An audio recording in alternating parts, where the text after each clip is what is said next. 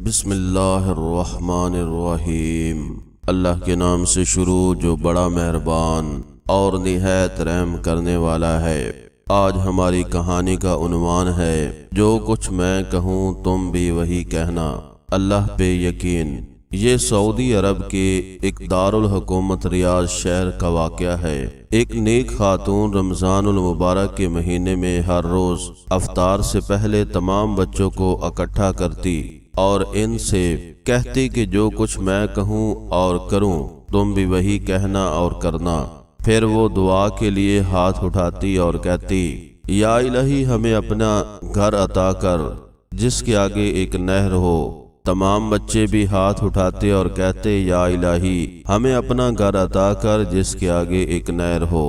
اس خاتون کا شوہر ہنستا اور کہتا، اپنے گھر کی بات تو سمجھ آتی ہے لیکن یہ گھر کے آگے نہر ہونے کا کیا مطلب؟ اس صحرائی علاقے میں نہر کہاں سے آئے گی؟ بیوی اسے جواباً کہتی ہے، آپ کو اس سے کیا غرض؟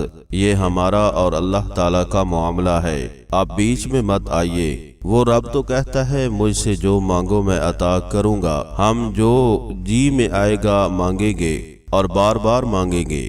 غرض وہ اسی طرح بچوں کو اکٹھا کرتی اور خود بھی دعا کرتی اور بچوں سے بھی کرواتی۔ رمضان المبارک بیت گیا۔ ایک دن اس کے شوہر نے کہا، اب بتاؤ کہاں ہے تمہارا اپنا گھر اور کہاں ہے وہ نہر؟ خاتون نے بڑے یقین سے جواب دیا، اللہ تعالی ہمیں ہمارا گھر ضرور دے گا، وہ ہماری تمام مرادیں پوری کرے گا۔ اس سے اگلا واقعہ وہ خود بیان کرتی ہیں اور کہتی ہیں کہ میں شوال کے 6 روز رکا کر فارغ ہوئی تو ایک روز بڑا عجیب واقعہ پیش آیا۔ میرے شوہر عصر کی نماز پڑھ کر مسجد سے نکل رہے تھے کہ ریاض کے ایک امیر آدمی نے ان کا راستہ روکا۔ میرے شوہر انہیں جانتے تک نہ تھے۔ اس آدمی نے انہیں سلام کیا اور کہا، میرے پاس ایک گھر ہے، آدھے گھر میں تو میں اپنے والد کے ساتھ رہتا ہوں مگر گھر کا دوسرا نصف حصہ خالی پڑا ہے۔ اللہ تعالیٰ نے مجھے اور میری اولاد کو اپنے فضل و کرم سے بہت نوازا ہے، ہمیں اس آدھے گھر کی ضرورت نہیں۔ آج اس ارادے سے گھر سے نکلا تھا کہ نماز عصر کے بعد مسجد سے نکلنے والے پہلے آدمی کو میں وہ آدھا گھر ہدیہ دے دوں گا۔ یوں آپ سے ملاقات ہوئی تو گزارش ہے کہ میرا آدھا گھر ہدیہ قبول فرما لیں۔ بلا قیمت مکان لیتے ہوئے ہمیں تردد ہوا۔ وہ صاحب کہنے لگے، اگر آپ کی تسلی قیمت دیے بغیر نہیں ہوتی تو جتنی رقم آپ آسانی سے دے سکتے ہیں دے دیجئے۔